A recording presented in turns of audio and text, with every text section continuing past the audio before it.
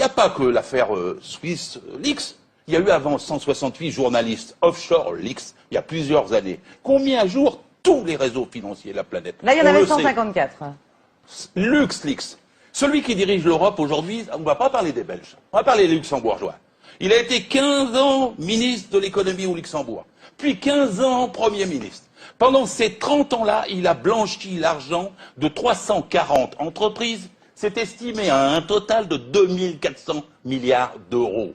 Parmi les 340 entreprises, il y a 58 multinationales françaises qui, au lieu de payer l'impôt à notre République, de permettre qu'on aide les chômeurs à avoir du boulot, de permettre qu'on ait de meilleurs hôpitaux, de permettre qu'on ait de meilleures écoles, ils trichent au Luxembourg avec la complicité de Jean-Claude Juncker, lequel dit aux Européens « ayez un budget en équilibre, les yeux dans les yeux, comme Cahuzac, ayez un budget en équilibre ».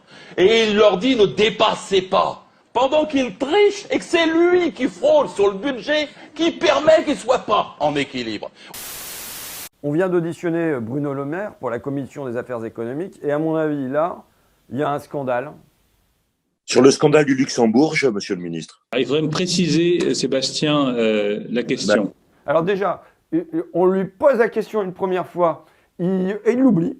Et là, on lui dit, et alors sur le scandale du Luxembourg, il faudrait me préciser de quoi et qu'est-ce. Alors là, Seb. 15 000 ressortissants qui, France Info a révélé cela, qui échappent à l'impôt en plaçant leur actif dans des sociétés offshore au Luxembourg et qui permettent à 4% du PIB d'échapper à l'impôt, monsieur le ministre.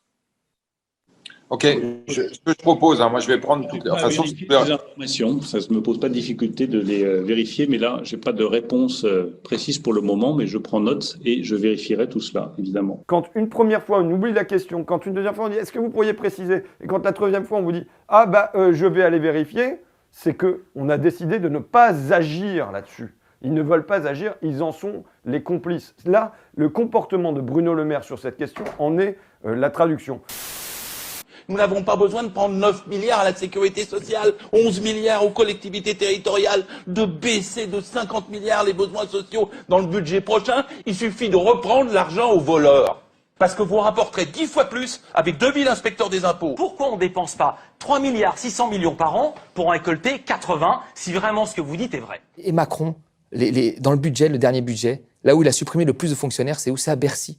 Quand voulez-vous lutter contre l'évasion fiscale, quand vous supprimez des postes à Bercy? Aujourd'hui, c'est les journalistes qui lèvent des informations sur l'évasion fiscale, c'est même plus les hauts fonctionnaires, tellement il y en a peu.